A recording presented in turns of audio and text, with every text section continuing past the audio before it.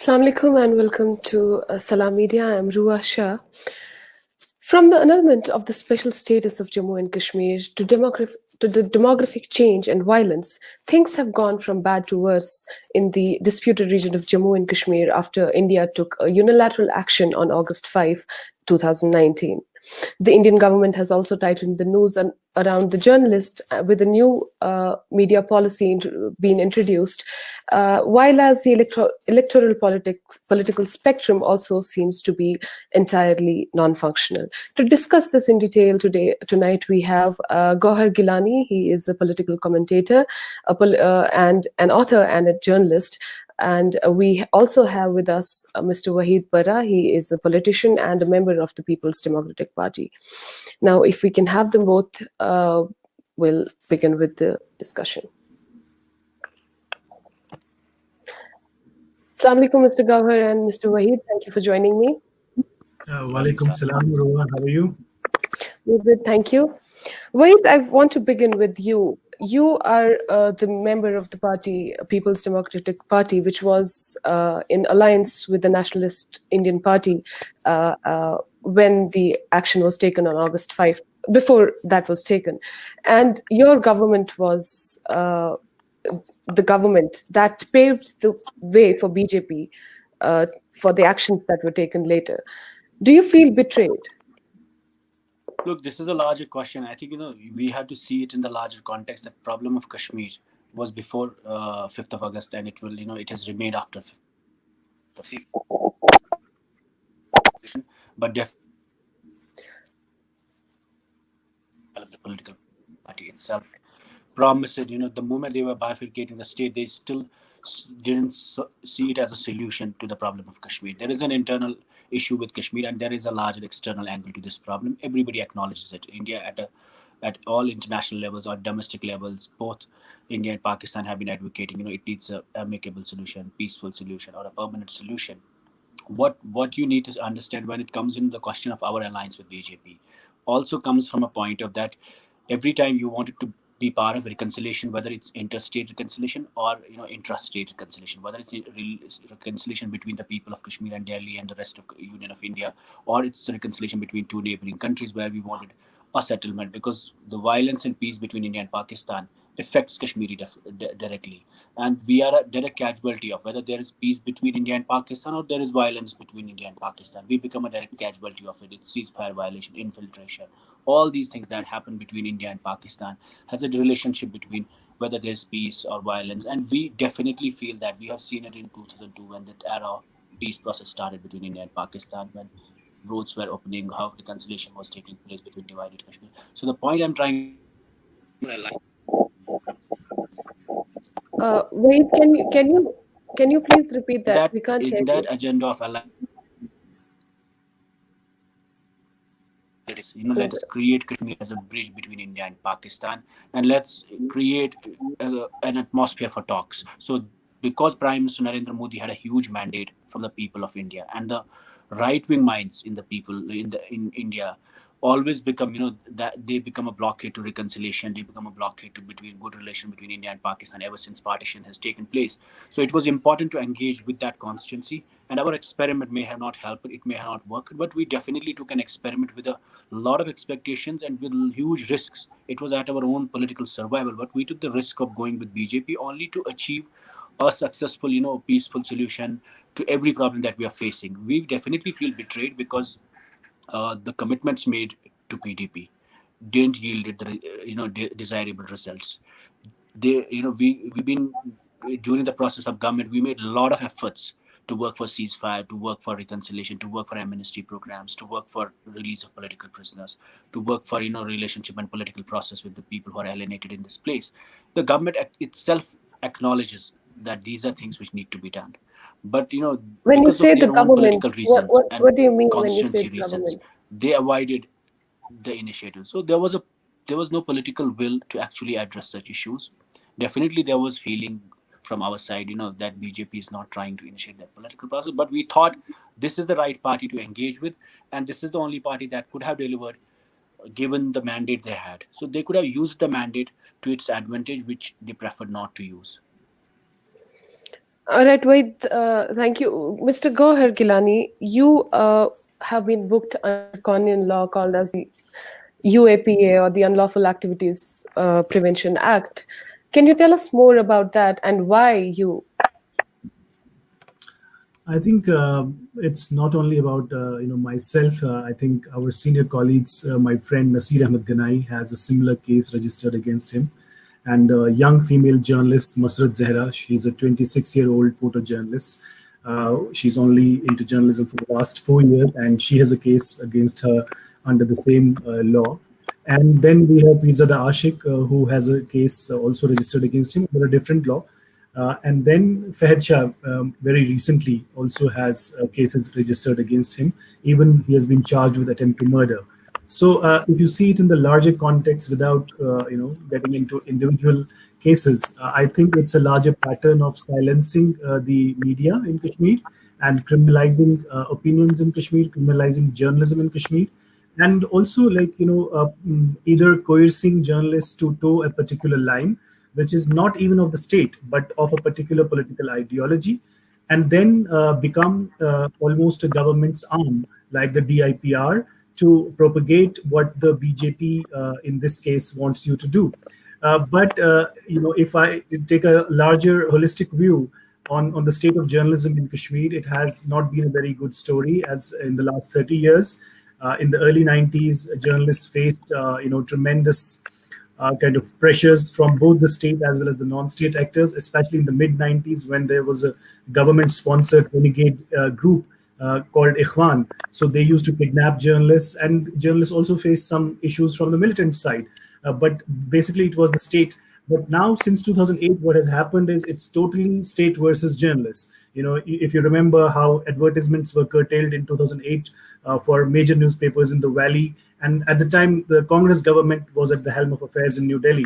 And then the pattern only intensified in 2010 and 2016. Even when Mr. Waheed's party was in power, a Srinagar-based newspaper was banned, Kashmir Reader, and publication of various newspapers was stopped. And even now, since last year, 34 journalists, I can give you the names, individual names. 34 journalists have been summoned to various police stations. They are being questioned. Even one journalist recently spent. He's still in custody. He spent Eid holiday in jail, and now he's moved to central jail. And one journalist is still in custody for the last 2 years. Another was put in Tihar, a photojournalist Kamran Yusuf. So I mean, it's a very painful story of the whole saga and how the journalists have been treated. Almost I think journalists have been treated as if we can use that strong word, as if they're holding not the pens in their hands, but as if they're holding guns in their hands. So they don't want to listen to you. They don't want you to reflect the ground reality as storyteller. What we do is, it's not my story, it's not your story, or it's not Ashik's story. It is the story of the people. We go to people and we tell all kinds of stories. We tell stories what the unionist politics are thinking. We tell the stories who are on the other side of ideological divide. We tell the stories of common people who face various brutalities from various sides. So somehow our stories sometimes do not make all sides happy, and it cannot. So that's the cost for a journalist to report from a conflict zone. But yes, I mean, personally and psychologically, it is very draining for the families because then there are lots of pressures when you're called and questioned like a criminal. And there is this entire and what has happened in the last 1 year is that entire opinion making industry and this narrative pushing has been happening from certain police officers and bureaucrats, and they are now our de facto political commentators and opinion makers, and they are free to write. Somebody wearing a uniform in violation of the conduct rules, supporting a particular political ideology, and then writing columns for newspapers. And journalists who are supposed to do that job are not allowed to do that.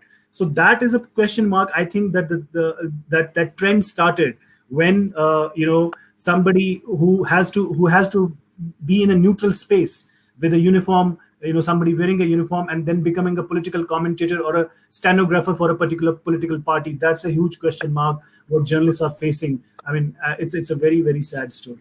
Right. We'll come back to you, Gowhar, on that, also about the new media policy. But Waheed, I want to ask you that there is a chronology of events that took place and led to where we are right now. After 2016, when the PDP was in power, the entire resistance camp was arrested in cases that are being prolonged in the Indian courts right now. It happened when the PDP was ruling. The business groups were raided by the investigative agency called the National Investigative Agency. The Jamaat-e-Islami was banned after that, and also the assembly was dissolved in this chronology. So, would things have been different if PDP and BJP did not form the coalition government? Do you believe so? Yes and no. In a way, you can say that because we were in power and things, we were in power with BJP, and that might have created circumstances. This is a theory that's being said. This is a lot of people actually believe it, and this is a logical question as well. Did it help BJP to achieve its agenda or not? All people are thinking this question, and it's a rightful question. People have a right and are entitled to question our alliance. But what I'm saying is that what happened to Kashmir on 5th of August is not the first thing that has happened to Kashmir. Historically, from 1947, we were a country almost when India and Pakistan was not a country, and we were almost a semi-independent country. Ever since then, how degradation of state has taken place, degradation of democracy has taken place, how degradation of rights have taken place, or the demonetization of the state, the politics of state, from prime minister, president to governor to chief minister to everything, how things have changed in Kashmir to erosion to all these things, how people were detained in 90s. We have seen the worst spell of violence in 90s, worst detentions, worst arrests. And this is nothing new. I mean, it's just because after 2000 we saw a different situation, and the young generation were actually very optimistic, not just with Kashmir. They actually started believing, there is a huge democratic space in this country and dissent has a space. So our generation was slightly different. We thought, let's find this space and create our space in this whole democratic model. And people actually try to experiment such space, and separatism was also in a way, reasonably, there was a reasonable soft separatist space within the state of India and within the state of Jammu and Kashmir, where people were able to talk freely, where people were able to question human rights issues used to be raised, and action was also taken at a lot of cases. I don't think it's just because of the alliance. I think there is a larger situation in India. We as Kashmiris definitely see our problems, through a myopic view. Because we are caught in a situation, in a well-like situation. But there's a larger politics in India. What you need to understand is everything that's happening in Kashmir has a lot to do how the politics is shaping in the rest of the India. So it's for the first time BJP has been saying abrogation 370 from last 70 years. So their agenda was fulfilled not in our time because they got a mandate. You will have to understand how the politics in the country is shaping, what happened with NRC, CAA, NPR, all these issues, whether it's Babri issue, all these issues. Kashmir is also part of their larger BJP's agenda. The moment BJP got uh, second time numbers, they had actual numbers to actually fulfill their agenda, and they're fulfilling it. So we may have been, complicit. Definitely, the mainstream as the custodians of the JNK constitution, as the custodians of the constitutional space or the democratic space, might have been alert. We should, the onus lies on a lot of onus lies on us for not being able to secure the interests, the constitutional interests of the people of Jammu and Kashmir, or the democratic interests of the people of Jammu and Kashmir, You because we you were use custodians and Waheed, stakeholders. What I'm right, saying is that there's a you larger use the political. term degradation of democracy. Your party believed in the same democracy and the same party, and they then use the same democratic tools to wipe out your own the space that you had in Kashmir. So, do you still believe in that? And you also call Kashmir a dispute, but they have a I different think narrative on Kashmir. I think what you need to understand, even the prime minister itself talks about the solution to Kashmir problem. You have an unsettled border. Everybody knows it. You have a line of control. You have a line of actual control. There are issues going on at the borders. Everybody knows in the country. It's not new things. So what I'm saying is that when we formed an alliance, the objective was clear: to achieve peace and achieve a sustainable political process that leads to a larger permanent solution to the problem. We were clear. It was not just for power and issues of Kashmir, Pani, Sadak, Bijli, Berozgari. We actually thought it will address the larger dignity and identity issue of Kashmiris. We never thought this is going to take a bad situation. Our intentions were clear, but our mandate was very limited. And then you have a larger politics in India. The whole politics in India is shaped like the way countries move on Kashmir. The whole policy of BJP government in Kashmir is not influenced by Kashmiris. It is definitely influenced by its own core constituency, which is totally different. So as Kashmiris, we may be facing pain, challenges, problems, sadness, mourning. Definitely, it has been a sad year for all of us. I see people unhappy. I have been under detention for almost 6 months, then under house arrest. The point I'm trying to make is that definitely there's huge pain and anxiety, and there are large insecurities. What Gowhar has said is also right, that journalists are facing a crackdown. Our time also, it was not good as, but definitely things have been worse after that. My point is there is larger politics happening in India, and you can't isolate Kashmir from that. It is whatever is happening here is because there is a political will in center, which is creating circumstances for everything we are facing today. Right. Mr. Gore, would you agree with Waheed, or do you believe that if PDP and BJP would not have formed a coalition government, we would not have, Kashmir would not have been here on the verge of a demographic change, which will definitely lead the resolution of the Kashmir issue at large? I think a lot of what Wahid says, I can partly agree with it, but I also disagree with certain points that he has made. First, I will come to the agreement part, that it is not because of only this alliance that the BJP did what it did. They would have done it anyway because they got the mandate at the all India level, where they had the numbers in the parliament and they could, pass the resolutions that they did. And they had numbers in the Rajya Sabha, they had numbers in the Lok Sabha, and they had huge this mandate of Hindutva political project that would have, they would have acted upon it with or without PDP. So where PDP is at fault is, for its own, kind of political future in Kashmir. It went against the tide and against the sentiment. I understand the electoral arithmetic part that Jammu had got the mandate, there were 25 seats. But in this entire narrative, what they did was that it was a political suicide for their own existence in Kashmir. It was an unholy alliance which did not have the consent of larger sections of the population, especially from the Kashmir Valley and other parts of the Punjab and Chenab. So I partly agree that they could have done it anyway because they had their in their manifestos from very long time since the 90s. They wanted to do away with Article 370 and 35A. But I also see that it's not that things have gotten worse in terms of human rights violations only because during the last year, if you remember, New York Times in 2016 called the epidemic of eyes when people got palleted. There were 1,100 to 1,300 people in Kashmir when a government was, coalition government was in place. So we had 1,100 to 1,300 people who got partially or completely blinded by pellet firing shotguns. We lost 150 civilians, and there were 15,000 arrests and 7,000 FIRs. So it's not that there was a rosy picture when the coalition governments, even whether it was PDP Congress or Congress, and NC. So human rights violations have been taking place since the 90s. So we also have to look at that thing from a broader perspective. And I also agree that whatever BJP says, even when they make new maps on Kashmir, it is acceptance that Kashmir is a dispute because they say Aksai Chin, we will take control of Aksai Chin, or there is Pakistan administered Kashmir.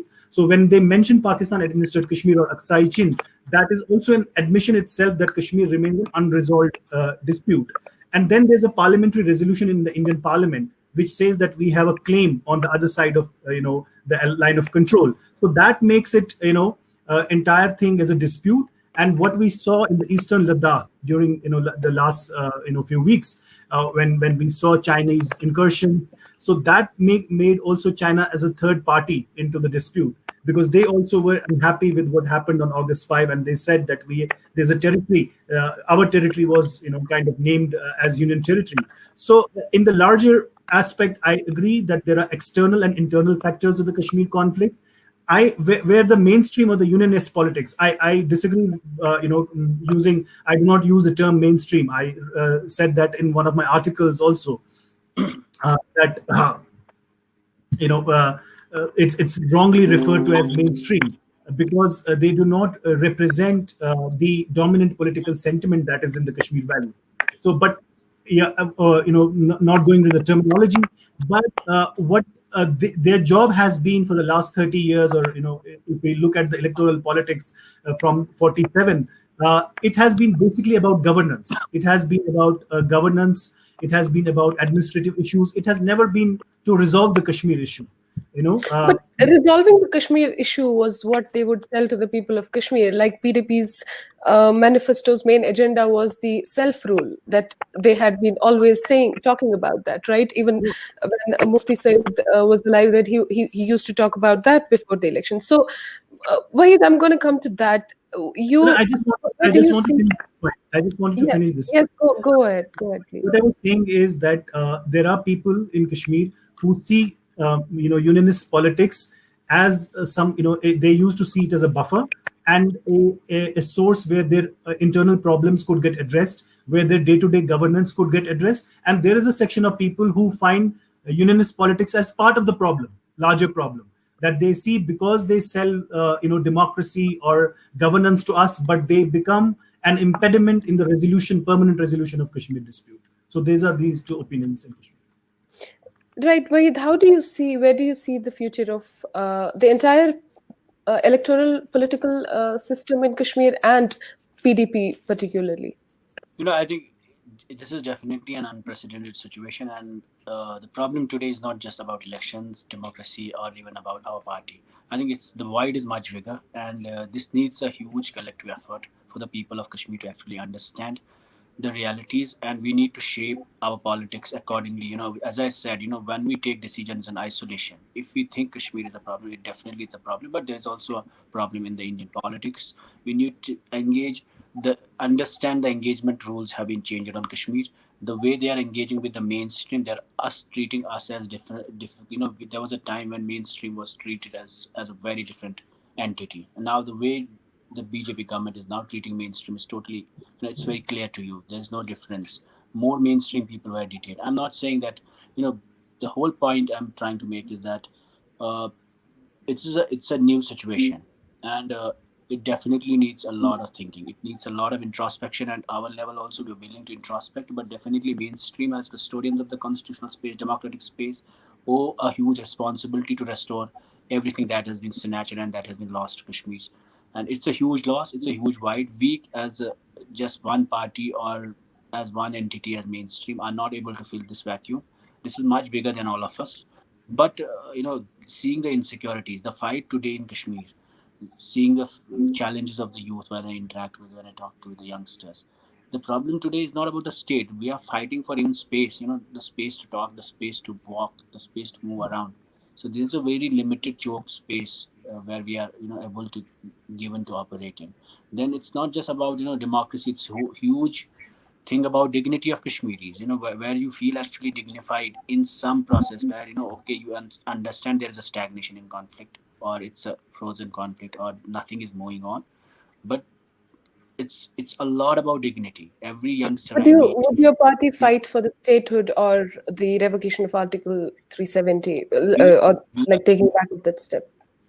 we have taken a position, which is very clear about abrogation. We are not in favor of the decision, and we have taken a very clear stand on this.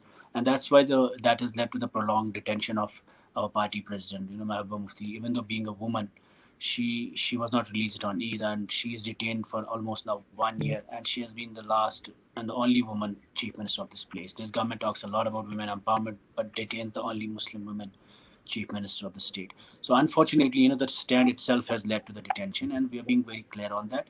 The whole point is about where is the way ahead. We don't know that, and it is too early to say that which situation we are in. It's a situation even when the government of India itself, when they bifurcated the state, they starts offering the that union territory will become state itself.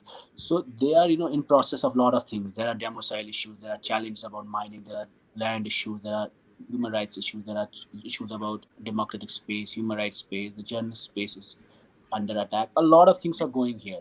We see fear and insecurities. That's all I will say right now. But definitely, we'll be on the side of our people right now, and definitely that's where we need to be. And the first priority is that all leaders should be detained, so released. All the detained leaders should be released, and that's the first demand that we need to take care of. And All right, we this can't hear you. itself lead to a process. Right, we'll come back to you. Meanwhile, I want Gowhar to answer this. Where do you see, after all this muzzling of Kashmiri voices in the media, particularly, how do you see the media's survival in Kashmir, and particularly at the time when there is so much happening, there's a demographic change at place, and there's domicile law is being introduced. So, how will the storytellers tell the story? I mean, it's a very difficult time for all of us, and we have to understand that right now the biggest challenge for the people of Kashmir is, even if you survive, even if you exist as a human being, it is an act of rebellion. You have to see it as a part of resistance, that if you survive. Second is like from the last 1 year there has been a absence of politics, and then the silencing of dissent, all forms of dissent, and then how media has been muzzled, and how opinions have been criminalized, and how economy of Kashmir has been battered. We have Kashmir Chamber of Commerce report which says that Kashmir has lost 40,000 crore rupee, which is like it is in billions of dollars. And then you have kind of other things like tourism sector, your hospitality sector, your hoteliers. Everybody is like broke. There's huge massive problems of survival. And then if we particularly talk about the media, and leaderlessness, which is very important, that there has been an abdication of responsibility on part of the leadership from all ideological camps. These huge changes have happened. It was a geopolitical event to change the disputed nature and status quo of a disputed territory, and it is a huge geopolitical event. That's why you saw China and Pakistan coming in, and all other countries speaking about it. And then in this chaos, entire people have been left high and dry, because they don't know what to do. They're not in a position to frame a response. There was no, silence is also kind of a reaction, because that's also a form of protest. But at the same time, for a longer term, what needs to be done in terms of demographic threat that is there, and people have seen what happened in August, November 47, when Muslim majority character of Jammu province was changed, when the massacre happened, 237,000 Muslims were killed, and others, had to migrate. So demographic change has happened, and it can happen again. So these are the real fears about survival and existence. So I think for the last 5,000 years, one of our commentators wrote that this is one of the biggest existential crisis that the people of Jammu and Kashmir are facing. So in this, media is also a part of the larger story. I think journalism is becoming very, very difficult. Independent journalism is becoming very difficult. Almost all the local media in Kashmir has surrendered. I will not shy away from using the word surrender. There is a lot of self-censorship also. And it's not only the fear factor, it's also the lure of advertisements, because most of the revenue, the bulk of the revenue for the local newspapers comes from the government advertisements. So you will see editorials and op-eds on Congo, the situation of Congo. You will see health benefits of apricot, editorials on diabetes, how to control diabetes, but they will not write about Kashmir. All the opinion makers, opinion writers and columnists who used to write on political situation of Kashmir have been silenced. They are not being given space. And the pages you see, you don't want to read them, because it is so bizarre how they have offered a meek surrender. When they were asked to crawl, they did not only bend, but I think they also, when they were asked to bend, they not only crawled, but they also surrendered. So it's only independent journalists who at great personal risk, who are trying to tell the story. I think in part of the larger story, media is also a small part of what has happened. How there has been this, as I said, absence of politics, the absence of abdication of leadership, the absence of leadership from all the ideological camps, even the Hurriyat conference. People don't know what to do. I mean, there is not even angry reaction. There is not a mature response, because people do not know what to do, because there is silence from the leadership. And the biggest disappointment has come from the national conference, for example. How Umar Abdullah gave hints that he's ready to fight elections if the statehood is restored. So what about the Gupkar declaration that these unionist politics had framed on 1 year back? So there are a lot of questions that should be asked of the unionist camp, because for all these years they have been mocking the other ideological camps for quote unquote unrealistic goals, of altering the status quo in Kashmir. And whatever they had promised, whatever they used to sell to the people of Kashmir, they used to sell dreams of democracy, development, and part of the larger story. If you become, you will be. This is an economic story, huge success economic story, and all Kashmir will benefit. And what we have benefited is that we have lost 40,000 crores in 1 year. We have lost 4 lakh jobs. So all these questions should be pointed to people like Waheed and people who represent the unionist camp, because all this while they have been mocking the other camps. Now it's time to ask them tough questions. Right, Waheed, would you like to respond to that, Gowhar? No, I think definitely, we definitely owe a responsibility of a lot of issues as custodians of this constitutional space. But what will agree also with Gowhar is that there is absence of leadership and this leaderlessness, the sense of being, leaderlessness. That's hugely felt by Kashmiris, and not just absence of statehood and all these issues and statelessness. The feeling which is here is that a lot of insecurities people are facing, and first, the top priority right now, this absence of politics which we are facing. So people are, silence itself, which he said correctly, is a protest, and we've been talking about it that this siege has to end, and people should start talking. Conversation should be there, and people should be released. That's the primary thing of it. I mean, that once the leadership is released, you will see some political. You were under detention after August 5. Under detention, or you're under house detention? What is the status? I think it has been like, I was detained the last time I spoke on 5th of August to NDTV. I was detained for speaking against the abrogation, and it was like 6 months we were detained in MLA hostel.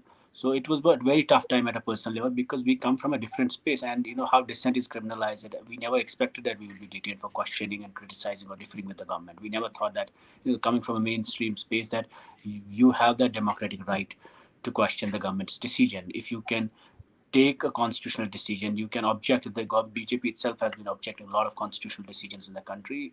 Never they were detained for such reasons. So why should we be detained as mainstream political party who have given huge sacrifices for keeping the hope of democratic space alive in Kashmir? But now that we were detained, that was also a learning. We talked within our people like who were detained there. It was a huge different conversation, new experiences about things.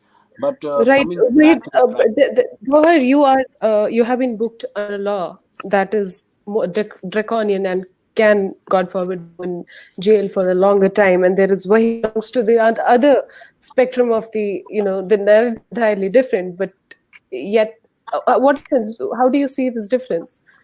I think what I'm trying to say, we don't want to counter any narrative or within, Kashmir that, with one group fighting with other parties and all this. For us, it's important that all people should be released, especially the political detainees and the political prisoners should be released, so that there is politics, there is conversation, there is discussion in Kashmir. That itself will lead to a lot of solutions and end up the insecurities that people are actually facing. More than, as I said, more than state, it's the fight for space here. People are feeling choked, and it's the fight for dignity for all of us. And I think people definitely need at the importance is that as the urgent need of people of Kashmir is that they need a political space where they can actually breathe and talk.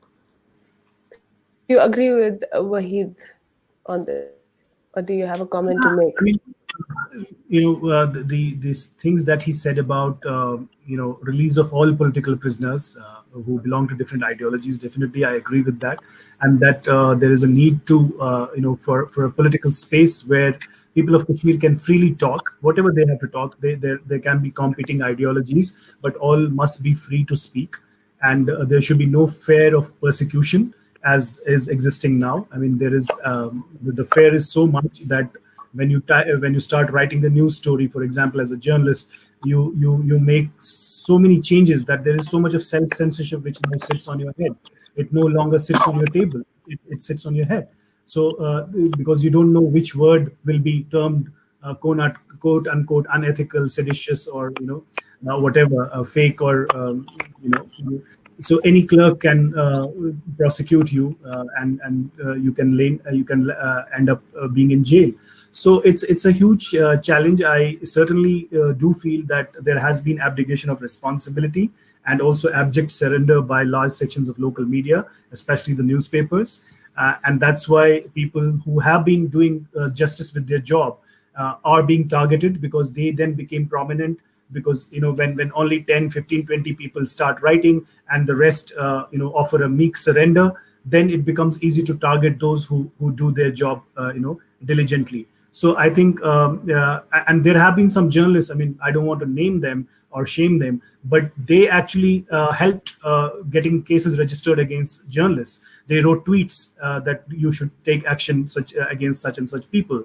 So such is the state of and pathetic state of our journalism in Kashmir, where some ex renegades wrote on Twitter that journalists should be arrested, and this is and how they in greed of that human greed to get advertisements and keep their businesses running. They not only compromised with the noble profession of journalism, but also harmed other people's families and brought Right. so many psychological. Right. We got that point, but there is when newspapers or organizations that are that depend on the central advertisements by India or even the government, Kashmir government, the independent media has been hit hugely. Though you spoke about Fahad Shah, you spoke about Qazi Shibli. These are the people who were running their own organizations on donations, and they were doing whatever they were doing on their own. So there looks like there is no chance for anybody. So that's what I'm saying. I mean, why did Fahad Shah, for example, become target, or why did Pirzada Ashik become target, or Nasir Ganai, or I, or Masrat?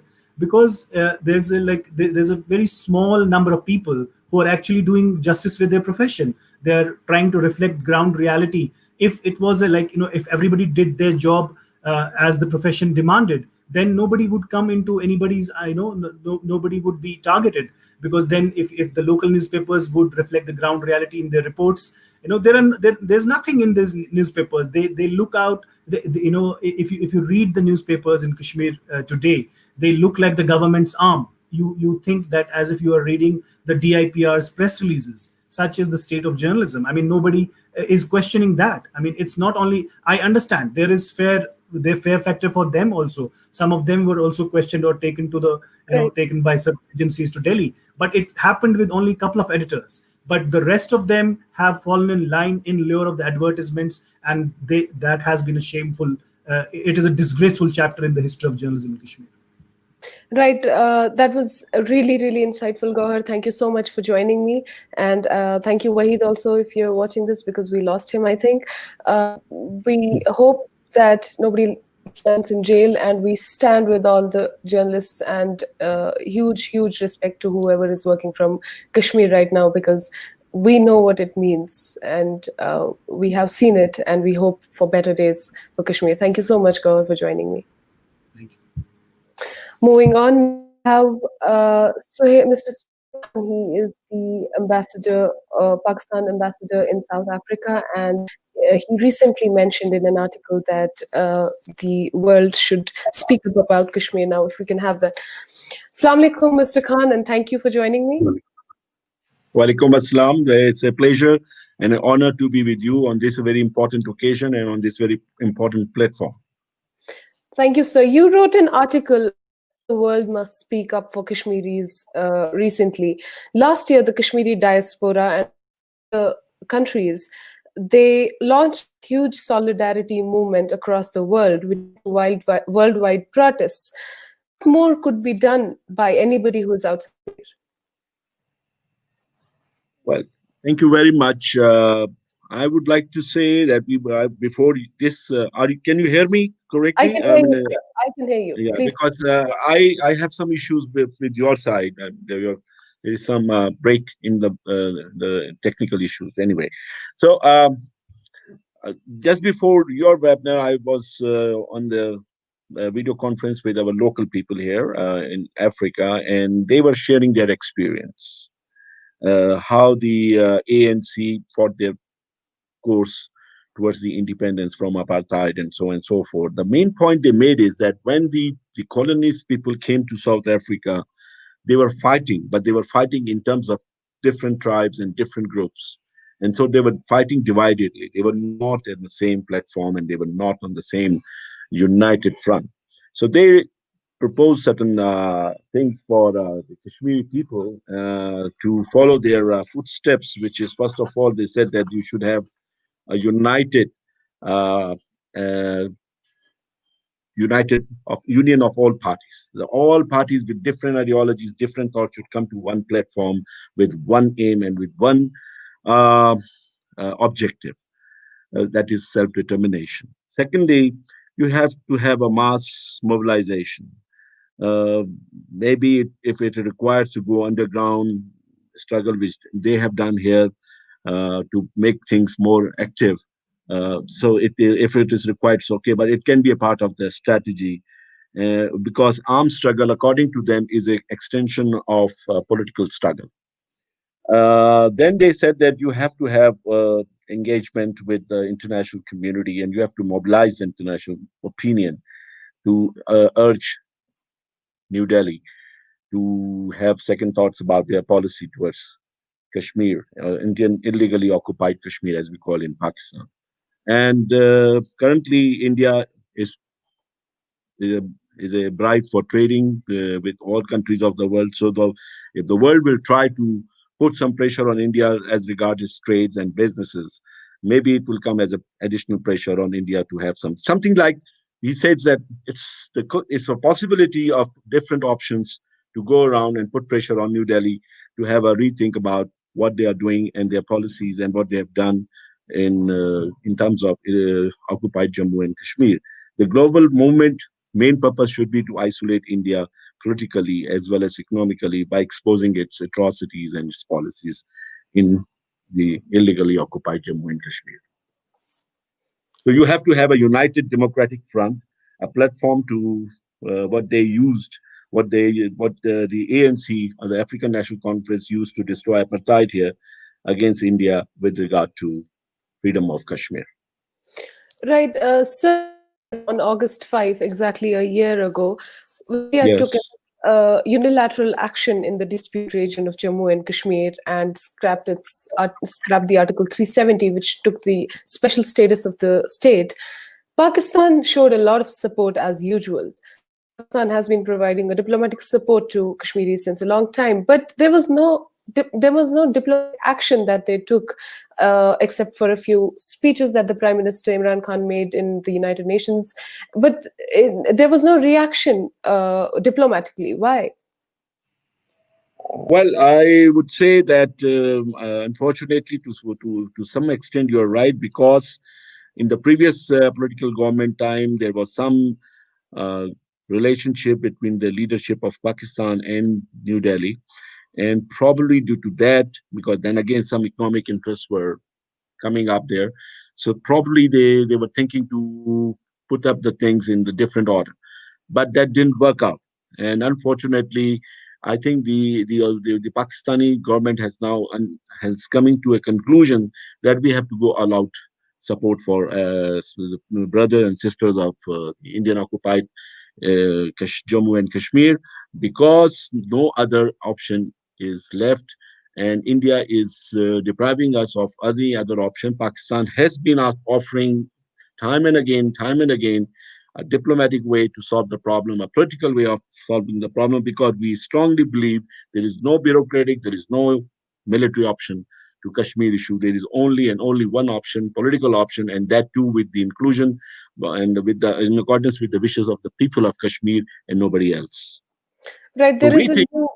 There was a So new we map think. introduced today, sir, by the state of Pakistan, and it Yes. shows Kashmir as a dispute and an illegally annexed territory by India. What is the significance of this new map among the Pakistanis?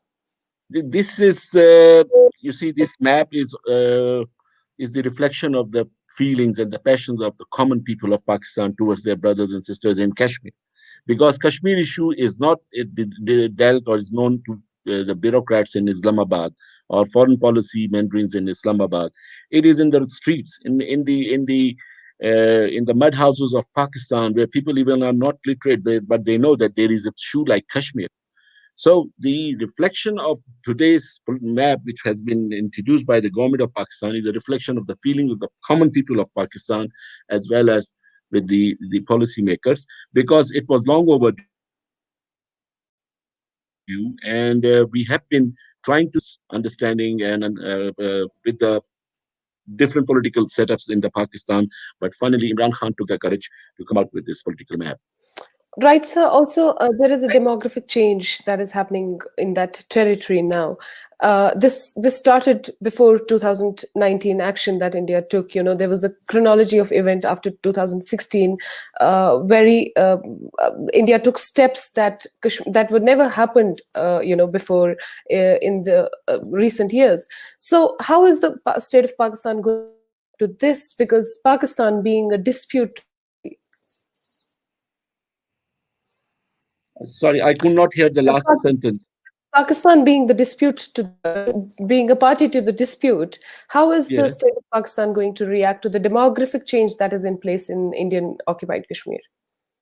A good question. I would say that Pakistan government and its people and its leadership, current leadership, will remain fully committed to the Kashmir cause right up to the end. We will stand by the people of Kashmir till the solution is not found regarding the self-determination of the people of Kashmir. Pakistan will always remain the voice of conscience in the world for rights of its Kashmir brothers and sisters. And in this context, I would like to say that the whole political spectrum in the Parliament of Pakistan is united only on one subject, if at all, in Pakistan, because they fight on all other issues, is Kashmir issue.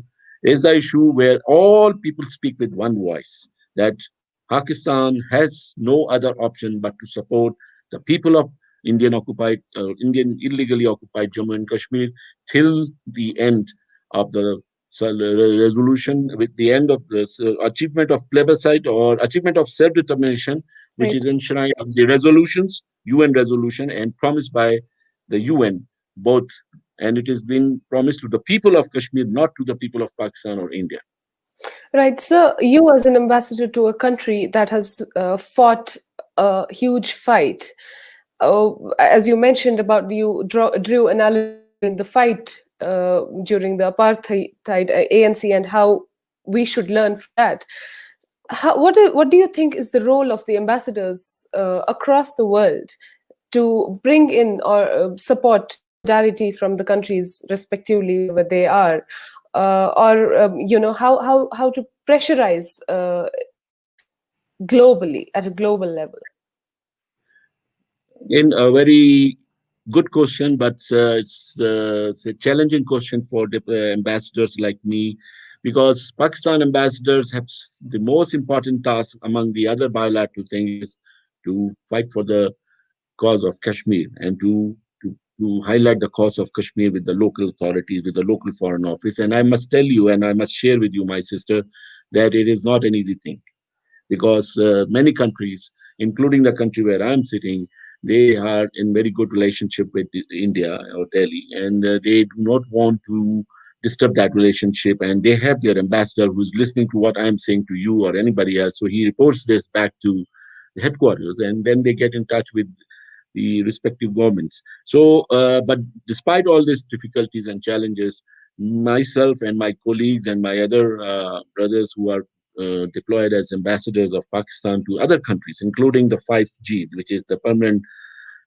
members of the Security Council, we are steadfastly taking up the case of Kashmir. And we are, let me tell you that every month I received instructions, official instructions, to highlight the case of Kashmir before the government where we are accredited.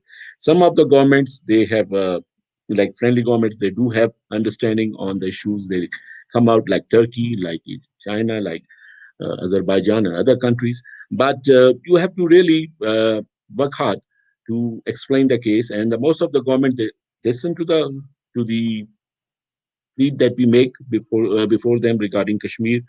But I don't see much of a response, as you said, that diplomatically why we are not making a zipping or a breakthrough in our interfacing with the local interlocutors, is that because there is a influence from the upside and the backside. And that's why I'm saying the major attraction of India was Gandhi here in South Africa, and the political affiliation between South Africa and India, which we respect. We are not against that. It is a history. History has to be respected. However, what is happening in Kashmir is completely opposite to what the Gandhi has said, what the political philosophy was followed by him. So That's where we have to highlight them and tell them that there is a controversy, there is a contradiction here. India is on the path of contradiction to what it has been philosophizing or what it has been saying. Right, sir. Also, the South African Muslim community is known for their humanitarian work. They do a lot of humanitarian work for countries like Syria, whatever is happening in Yemen. And do you see this community? They also have roots with India. They're mostly Indians. So, how do you see that they will they have shown solidarity? I mean, I'm a Kashmiri. I work with the South African Humanitarian Channel. But beyond that, would the people of South Africa, the Muslim communities, what would you expect them to do for Kashmiris or Kashmir? I think people like you, if you come and visit South Africa often, once or twice, at least thrice a year, and meet the people here. And the people, when I say the businessmen from Indian origin, Muslim community here, and there is a TV channel here, Islamic TV here. There are other people who are empathizing with the people of Kashmir. I know a lot of business people here who have business here, good business. They are empathizing with Kashmir and Kashmir cause, and they know the atrocities. And but they are at the same time saying that the international community or the people who matters to resolve this issue, the Security Council permanent members, they are simply becoming experts in passing resolutions, and beyond the passing resolution, they are not interested to do anything effective or anything in action.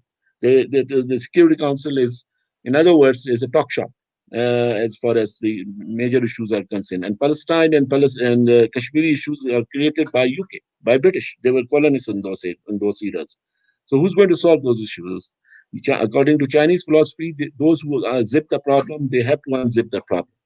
So the foreign powers have to come in again and to put some pressure on India, either by squeezing the business or trade with India, or putting some political pressure or something to, instead of buying weaponry or some sort. Because there is a contradiction, you see, in the current time between India and Europe.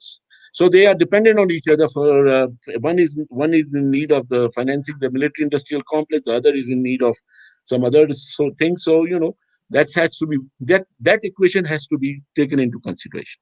Right. One last question, sir, before we let you go. There is India, Pakistan and China have apparently good relationships right now. There's a lot of business going on with the CPEC and the one road, one belt. So, how is it going to impact the Kashmir issue, if at all? Well, I think first of all, I must say that Kashmir issue is the issue which has to be resolved by Kashmiri people themselves, and they are doing it on the first line of bravery, resilience, and perseverance in the face of injustice, brutality, and military occupation from a mighty country which believes in expansionism and they don't believe in demographic apartheid. But as far as the CPEC is concerned, this is to bring Pakistan and China economic and economic prosperity to the people of the region from where this One Belt, One Road initiative will move or will be established. And Kashmir is one of the area from where, at least from Pakistan side, road is coming in, and this trade and this economic relations are in promise or are in prospects. So I hope that in future the CPEC projects will be of great benefit to the region, which includes both sides of the Kashmir. I don't know about the how much time it will be needed to reach it to the other side of Kashmir, but we are so hopeful that the issue of Kashmir will be resolved. Like my prime minister, he said that one day the issue of Kashmir has to be resolved. Because tell me, sister, how long you are going to suppress the people? How long you're going to enforce uh, curfew? How long you're going to enforce the rules and regulation? There has to be a dead end. There is no such example in the world where you can put these things and put people under curfew and under siege for years and years. A day will come when everybody will have to give it. When that day will come, it depends upon Kashmiris, number one, for their struggle and how they organize their struggle, and the support from outside. As far as Pakistan is concerned, Pakistan is going to be standing by with the Kashmiris all difficult times and in future, as long as self-determination is not achieved, including we will definitely like to consider Kashmir in the future projects of CPAC, in the future projects of the regional prosperity and economic development, because without this, the free Kashmir has to look for some other options. So that is where I think the your question fits in very well. That once by you people, I mean the Indian occupied Kashmir is liberated or get its freedom, then everything becomes clear for the Kashmiris to decide what to do about their own economic future and the future for the prosperity of their people. Well, thank you so much, sir, for giving us your time. We appreciate it really, and we hope to have a talk with you again in the future. Thank you so much. Thank you very much, sister, for having me. It was an honor, and it's a unique honor for me. And you know, we are going to label the tomorrow day in Pakistan as a day of exploitation. Yom Istisal, and we are in that day we are going to be a lot of activities will be there in Pakistan tomorrow. Hopefully, you will be able to come and see them on your screen. Thank you very much once again. And I wish you, and through you, I would like to convey again the message to all brothers and sisters that we wish you only success in your struggle. Thank you so much, sir. Thank you so much. Assalamu alaikum. Walaikum salam. Well, that was one long year with a huge despondence in the entire region. The people were depressed. There's sadness. There's a siege, and there's a lot more going on with every political activity that is coming up. So that was it for tonight. We'll be back next week. Thank you so much for joining. Keep watching Salam Media. Assalamu alaikum.